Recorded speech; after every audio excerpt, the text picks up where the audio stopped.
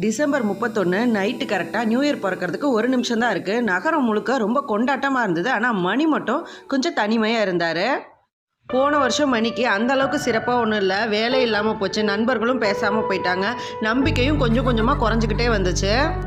அதே நேரத்தில் பக்கத்து வீட்டில் இருக்க குழந்தைங்க புத்தாண்டை வரவேற்கிறதுக்காக நிறைய சிரித்து விளையாடிக்கிட்டு பட்டாசுலாம் வெடிச்சுக்கிட்டு இருந்ததை பார்த்த மணிக்கு கொஞ்சம் கொஞ்சமாக மனசு மாற ஆரம்பிச்சது. புது வருஷம் புதிய தொடக்கமாக நம்மளுக்கு இருக்கட்டும்னு சொல்லிட்டு மனசுக்குள்ளே கொஞ்சமாக நினைக்க ஆரம்பித்தார். கரெக்டாக 12 மணி ஆகி பட்டாசுலாம் வானத்தையே அலங்கரிச்சுக்கிட்டு புத்தாண்டும் பிறந்ததுக்கப்புறம் பழைய தோல்விகளால் இனிமேல் நம்ம சுமக்கக்கூடாதுன்னு மணி முடிவு பண்ணி எல்லாத்தையும் கிழிச்சிருந்தான். இனிமேல் பழசை எது பற்றியும் நினைக்காம இன்னையிலேருந்து நான் முயற்சி செய்வதை நிறுத்த மாட்டேன்னு சொல்லிட்டு மனசில் மட்டும் இல்லாமல் நோட்லேயே எழுதி வச்சான் மணி.